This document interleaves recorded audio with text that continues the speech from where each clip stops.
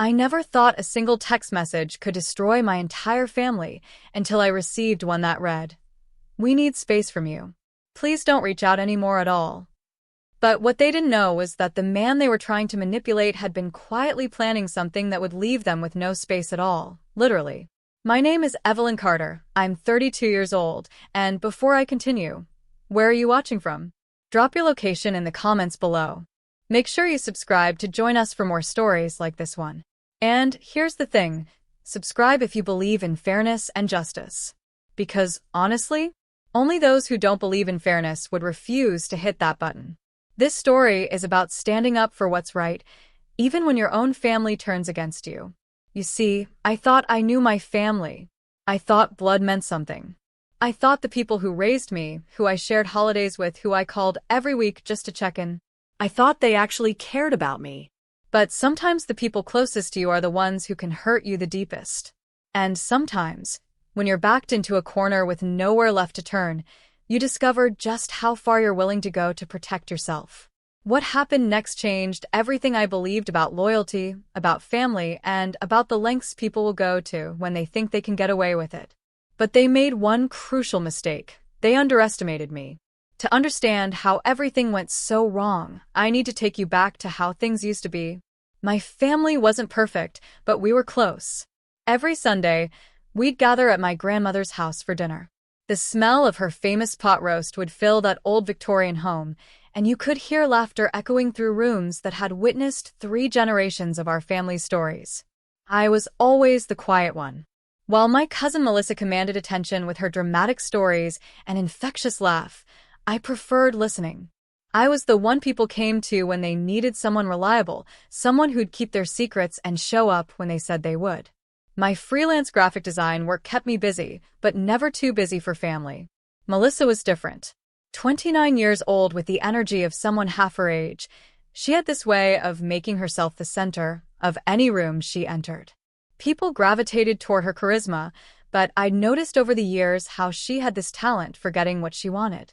A subtle guilt trip here, a perfectly timed tear there.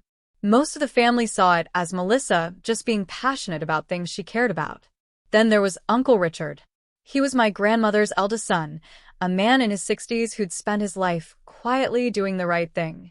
While other family members made big promises they sometimes forgot to keep, Uncle Richard showed up. He fixed grandmother's leaky faucets, drove her to doctor appointments, and never missed a birthday or holiday. He and I shared something the rest of the family didn't seem to understand. We both believed that actions mattered more than words. For years, this delicate balance worked. Melissa got her attention, I got my peace, and Uncle Richard got the respect he deserved. Grandmother was our anchor, the one person everyone listened to when disagreements arose. But anchors don't last forever. When grandmother passed away last spring, something fundamental shifted in our family. The woman who had held us all together for decades was gone, and suddenly we were just a group of people who happened to share DNA. The funeral was beautiful, filled with stories about her kindness and wisdom. But even as we laid her to rest, I could sense the tension building. 3 weeks later, we gathered at the lawyer's office for the reading of her will. I remember the smell of old leather and coffee, the way everyone sat a little too straight in their chairs. Grandmother had been thorough in her planning. She'd left small mementos to everyone, but the house, that beautiful Victorian that had been our family's heart, went to Uncle Richard. The lawyer read her reasoning aloud, and I'll never forget her words. To my son Richard, who has shown the greatest faithfulness and responsibility. I trust him to preserve our family's legacy and make decisions with wisdom rather than emotion. Most of the family nodded. Uncle Richard had earned this. He'd been the one caring for the house and for grandmother. But I watched Melissa's face, and I saw something that made my stomach drop. It wasn't grief or disappointment. It was calculation. The campaign started innocently enough. During the reception after the will reading, Melissa mentioned how much the house meant to her childhood memories.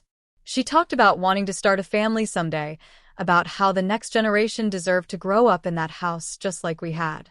People listened sympathetically, offering the kind of comfort you give someone who's grieving. But over the next few weeks, those innocent comments evolved into something more deliberate. At family gatherings, Melissa would steer conversations toward the house.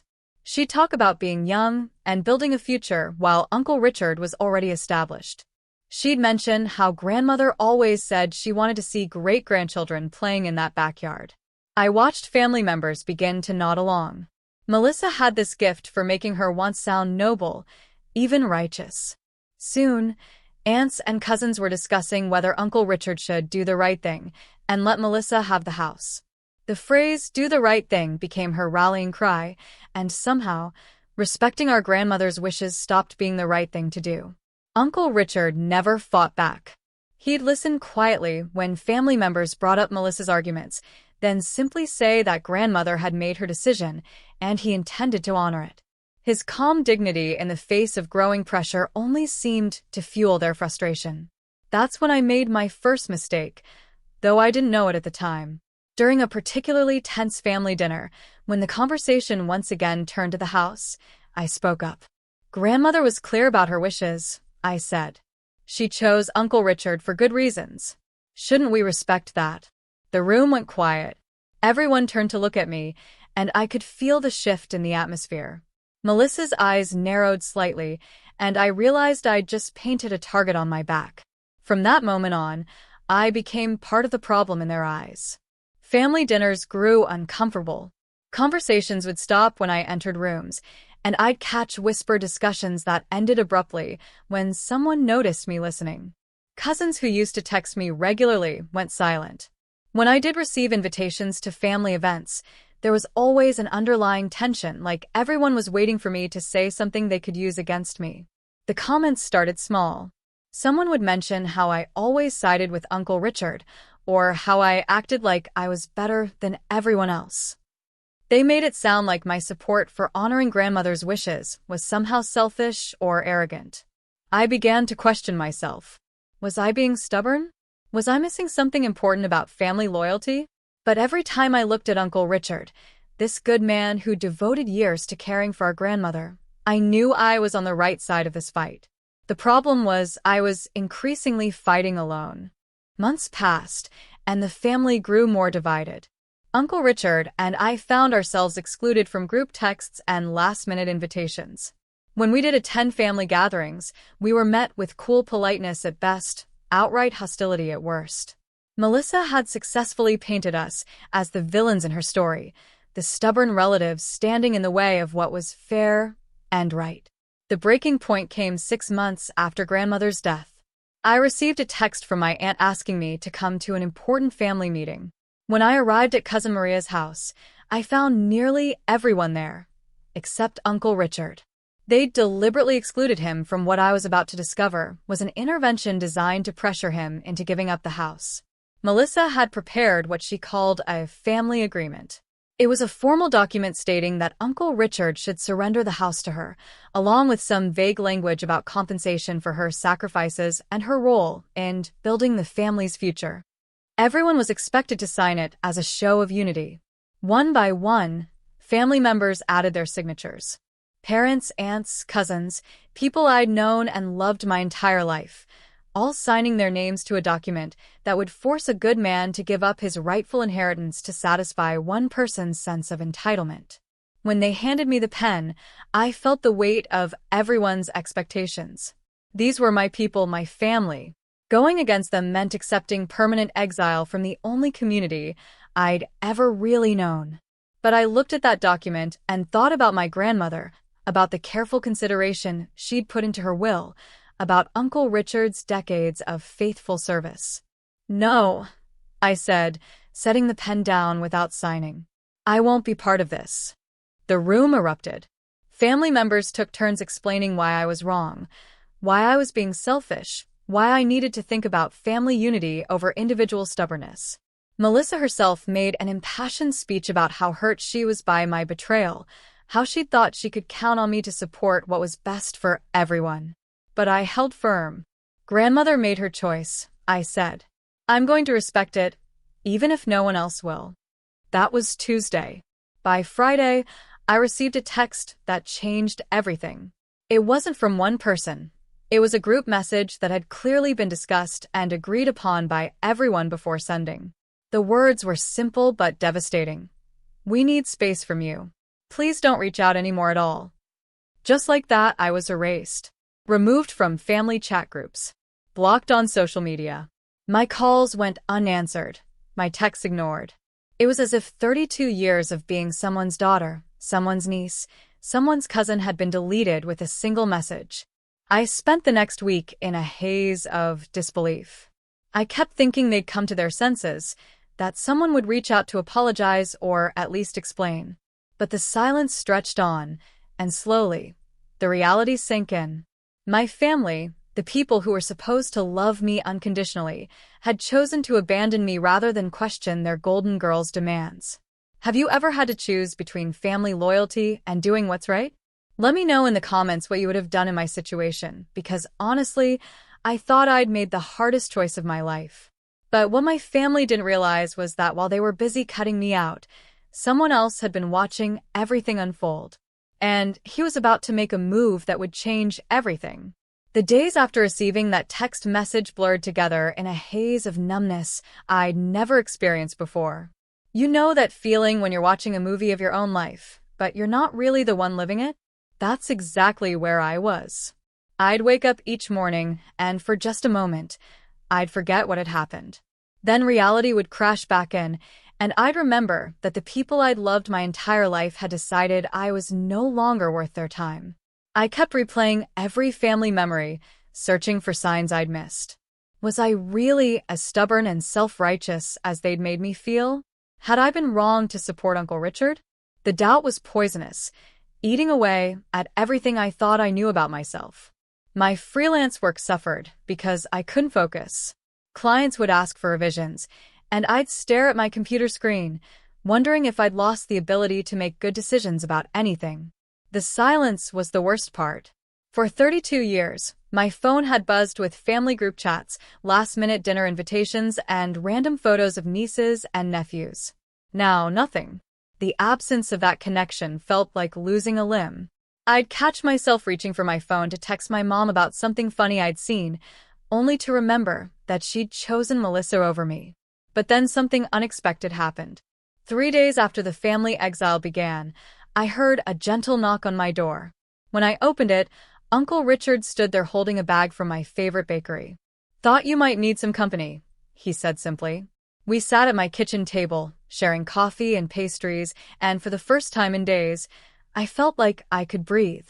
Uncle Richard didn't try to fix anything or offer false comfort. He just listened as I poured out my confusion and pain. "You know," he said finally, "your grandmother used to say that the hardest thing about doing what's right is that it's often lonely. But she also said that's how you know you're on the right path. The easy road is usually crowded." That conversation changed something in me. The doubt began to recede, replaced by something stronger. I realized that losing people who would abandon me for taking a principled stand maybe wasn't the loss I'd thought it was. Uncle Richard's quiet visits became a lifeline, and slowly, I began to understand that I hadn't lost my family. I discovered who my real family actually was. But Uncle Richard was processing this situation very differently than I was. While I was grieving, he was thinking strategically. During one of our coffee meetings, about 2 weeks after my exile, he said something that made me pause. "Evelyn, I need you to know that I've been watching this whole situation unfold very carefully. And I think it's time you understood what's really happening here." I looked up from my coffee, confused. "What do you mean?" He leaned back in his chair, and for the first time since this nightmare began, I saw something like satisfaction in his eyes. The family thinks they're playing chess, but they're actually playing a game they don't understand. And they've been making mistakes that are about to catch up with them. Over the next hour, Uncle Richard laid out something that completely shifted my perspective. He explained that from the moment Grandmother's will was read, he'd been quietly documenting everything. Every manipulative conversation, every pressure campaign, every attempt to force him into surrendering property that was legally and rightfully his. While I'd been emotionally reacting to each family gathering, he'd been building a case. "You see," he said, "I knew that simply saying no wouldn't be enough. Melissa and her supporters needed to learn that actions have consequences. But they had to dig their own graves first." I stared at him, beginning to understand. You mean you've been letting them think they were winning? Exactly. And your principled stand, even when it cost you everything, gave me something invaluable. You became my eyes and ears inside their plotting. You saw firsthand how far they were willing to go, how vicious they could become. That information is going to be very useful. The realization hit me like a lightning bolt. While I'd been suffering through isolation and self-doubt, I'd actually been playing a crucial role in a much larger strategy. Uncle Richard had been counting on my integrity, knowing that I'd hold the line, even when it hurt. Meanwhile, the family was making bigger and bigger mistakes. Melissa had taken to social media, posting carefully crafted messages about family loyalty and standing up to stubborn relatives who wouldn't do what's right. She shared photos of grandmother's house with captions about childhood memories and future dreams. To outsiders, it probably looked touching. But Uncle Richard and I both knew she was building a public narrative to pressure him into submission. The family meetings continued without us, and from what I gathered through mutual friends, they were becoming increasingly bold in their plans. They'd started talking about the house, as if it already belonged to Melissa. Someone mentioned seeing her measuring rooms and talking to contractors about renovations. The audacity was breathtaking, but Uncle Richard just smiled when I told him. Perfect, he said. The deeper they dig, the harder it'll be for them to climb out. 3 months after my exile, things escalated dramatically. Melissa organized what she called a family intervention for Uncle Richard. She invited him to Sunday dinner at the old house, grandmother's house that he now owned, and when he arrived, the entire family was waiting with what amounted to an ultimatum. I only learned the details later, but apparently, Melissa had prepared a formal speech about how his selfishness was tearing the family apart. She accused him of dishonoring grandmother's memory by refusing to share her legacy. She even suggested that his decision to keep the house proved he'd never really cared about family unity. The meeting ended with Melissa delivering what she thought was the final blow. If Uncle Richard didn't agree to transfer the house within 30 days, the family would pursue legal action to contest the will. It was a bluff, of course. They had no legal grounds, but they were counting on him not knowing that. That's when Uncle Richard made his first move. The next Monday morning, he walked into the office of the city's most respected estate attorney. By that afternoon, he had a restraining order against Melissa for harassment and trespassing. The legal documents cited months of documented pressure campaigns, threats, and attempts to coerce him into surrendering his lawful inheritance. But that was just the beginning. Uncle Richard had spent months quietly investigating everyone's financial situations, and what he discovered was fascinating. It turned out that several family members who were pressuring him to do the right thing were themselves struggling financially. My Aunt Sarah, who'd been one of Melissa's loudest supporters, was 3 months behind on her mortgage. Cousin Jake, who'd signed that ridiculous family agreement, had defaulted on his business loan and was facing bankruptcy. Most ironically of all, Melissa herself was living month to month in a rental apartment, barely scraping together enough for basic expenses while dreaming of inheriting a house worth over $500,000. Uncle Richard had discovered something else during his research. Several family members had been counting on Melissa getting the house because she'd promised to let them move in or borrow money against it. The family's united front wasn't really about fairness or honoring grandmother's memory. It was about their own financial desperation, and they'd pinned their hopes on manipulating a good man into giving up his inheritance. Here's the beautiful irony, Uncle Richard told me during one of our coffee meetings. They think they can force me out of the house, but half of them are about to lose their own homes if something doesn't change soon. I could see the wheels turning in his mind, and I was starting to understand just how carefully he'd been planning this. "What are you going to do?" I asked. He smiled, and it was the first time I'd seen him look truly happy since grandmother died. "I'm going to teach them what family loyalty actually looks like. But first, they need to learn what happens when you bite the hand that could feed you." The legal restraining order had shocked the family into temporary silence, but Uncle Richard knew it wouldn't last. He was right. Within a week, I started hearing through the grapevine that they were doubling down. Melissa was claiming the restraining order proved Uncle Richard had lost his mind and was unfit to manage grandmother's legacy. She was talking about finding new legal angles to challenge the will. What none of them realized was that every conversation, every social media post, every attempt to build public pressure was being carefully documented. Uncle Richard had hired a private investigator to track their harassment campaign, and the evidence was mounting daily. But the most crucial part of his plan was still to come. And it all hinged on one phone call that would change everything. Do you think there's ever a point where family goes too far? Where's the line between loyalty and enabling bad behavior? Share your thoughts below because the family thought they had won by cutting me out. They thought Uncle Richard would cave under pressure. But what happened next left them not just speechless, but literally homeless. And it all started with one phone call that changed everything. The phone call that changed everything happened on a Tuesday morning. I was at Uncle Richard's kitchen table, sharing our usual coffee, when his phone rang. He glanced at the caller ID and smiled in a way that made my stomach flutter with anticipation. "Evelyn," he said, answering the call, "this is the property management company. Yes, I'd like to discuss the rental agreements for all my properties." I nearly choked on my coffee. Properties? Plural? I watched Uncle Richard's face as he spoke calmly into the phone, discussing market rates and lease renewals. When he hung up, he turned to me with that same mysterious smile I'd been seeing more often lately. "Uncle Richard," I said slowly, "what properties?" That's when he dropped the bombshell that would change everything. Over the past 15 years, Uncle Richard had quietly acquired several rental properties throughout the city.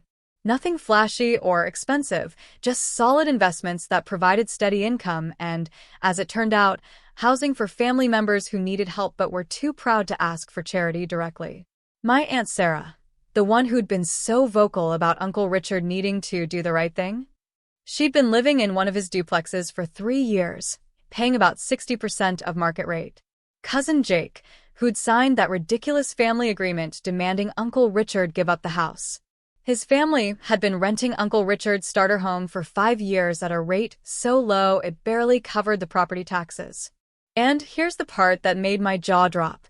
Melissa's parents, the ones who'd raised the daughter leading this coup against Uncle Richard, had been living in his nicest rental property for over a decade. They'd been paying what they thought was market rate to a property management company, never knowing their monthly rent was being subsidized by the very man their daughter was trying to manipulate. "You mean," I said, trying to process this information, "half the family members demanding you give up grandmother's house are actually living in your properties?" 7 out of 11 households, Uncle Richard confirmed. And most of them have no idea. I set up the arrangements through property management companies to avoid making anyone feel awkward about accepting help. The beautiful, devastating irony hit me like a freight train. The family had spent months demanding that Uncle Richard share his inheritance, while he'd already been sharing his wealth with them for years. They'd accused him of being selfish and uncaring, while he'd been quietly ensuring they had affordable housing. They tried to force him out of one property, while depending on his generosity to keep roofs over their own heads. But the most brilliant part of Uncle Richard's plan was what came next. Within 24 hours of that phone call, every family member living in his properties received formal notices from their property management companies. The letters were professional and courteous, explaining that due to recent changes in ownership priorities, all rental agreements would be converted to market-rate leases or terminated. The panic was immediate and spectacular. Suddenly, family members who'd been so confident in their moral superiority were scrambling to understand how their housing costs were about to double or triple overnight. Aunt Sarah, who'd been paying $800 a month for a place that should have cost $1,500, was looking at eviction if she couldn't come up with the difference. Cousin Jake discovered that his lucky find of a rental house was actually owned by the man he'd been trying to pressure into giving up his inheritance. But the crown jewel of this revelation was Melissa's parents. When they received their notice, they called the property management company in confusion, only to learn that their longtime landlord was Uncle Richard himself. The man their daughter had spent months vilifying as selfish and greedy had been subsidizing their housing for over a decade. I'll never forget the phone call I received from my Aunt Linda, Melissa's mother. Her voice was shaky, almost broken. "Evelyn," she said, "I need to ask you something, and I need you to be honest with me." Did you know that Uncle Richard owns our house? I just found out yesterday. I told her truthfully. There was a long pause. Then she said something that made my heart break and soar at the same time. What have we done? The family meeting that followed was unlike anything I'd ever witnessed. Uncle Richard had agreed to meet with everyone, but this time, the power dynamic was completely reversed. Instead of a confident group demanding he surrender his inheritance, he faced a room full of people who just discovered how badly they'd misjudged the situation. Uncle Richard entered the room carrying a folder thick with documents. He didn't look angry or vindictive. If anything, he seemed sad. He sat down at the head of the table and opened his folder. I think, he said quietly, it's time we all had an honest conversation about family, loyalty, and consequences. What followed was the most methodical dismantling of a group's assumptions I'd ever seen.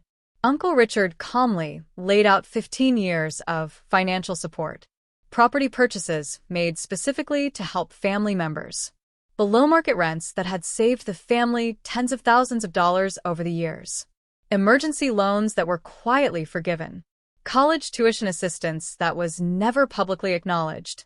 I didn't do these things for recognition, he said. I did them because that's what family does for each other. But apparently, helping quietly isn't enough. According to all of you, I needed to give up my inheritance too, to prove I really care about family. The room was dead silent. Melissa, who'd been so articulate in her demands for justice, sat frozen in her chair. The woman who'd orchestrated months of pressure campaigns and family division looked like she wanted to disappear. Uncle Richard continued. You demanded that I do the right thing and share grandmother's legacy. But I've been sharing my resources with this family for 15 years. The difference is I never demanded gratitude or recognition for it. I certainly never tried to manipulate anyone into giving me more. Then came the moment that sealed Melissa's fate. Uncle Richard turned directly to her and said, You told everyone that keeping the house proved I don't care about family. But Melissa, while you've been planning to inherit a house you didn't earn, your parents have been living in a house I provided. While you've been accusing me of selfishness, I've been subsidizing your family's lifestyle. So I have to ask, what exactly have you contributed to this family's well-being? Melissa tried to respond, tried to defend her actions, but the words died in her throat.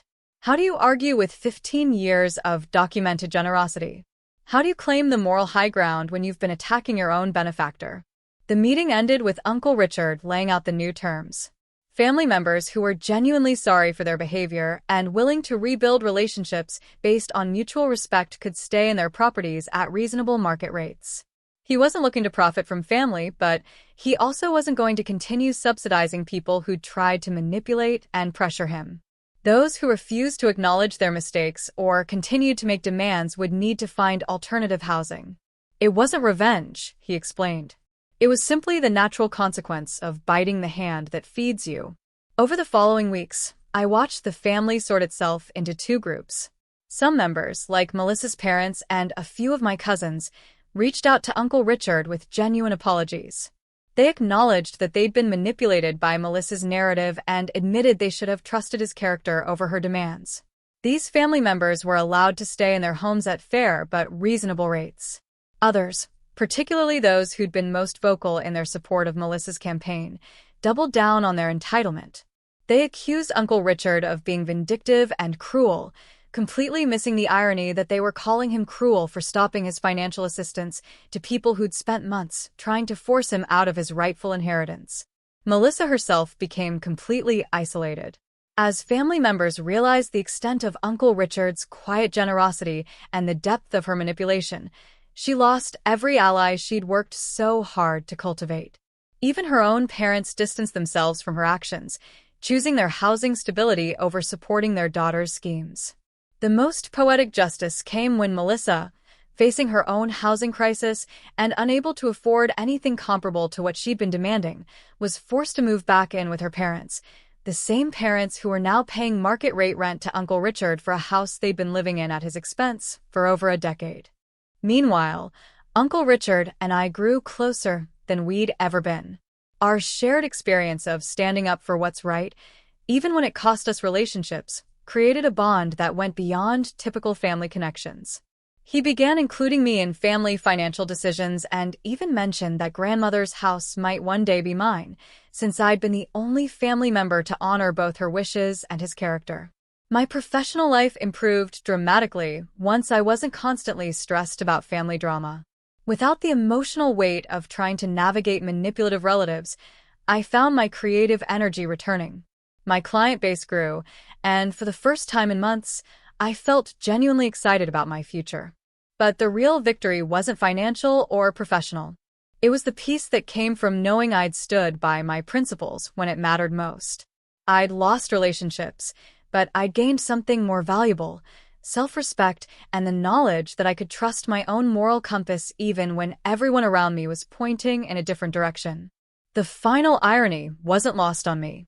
The family had sent me a text saying they needed space from me, and now several of them were literally losing their spaces because of their own choices. They tried to manipulate a generous man into giving up his inheritance, only to discover they'd been living off his generosity all along. Sometimes the best revenge isn't something you plan.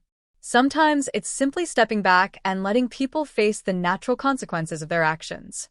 And sometimes, standing alone for what's right means you end up standing with the people who matter most. So what do you think? Was Uncle Richard's response justified, or did he go too far? And have you ever had to choose between keeping the peace and standing up for what's right? Let me know in the comments below, and don't forget to subscribe for more stories about justice, family drama, and the consequences of manipulation.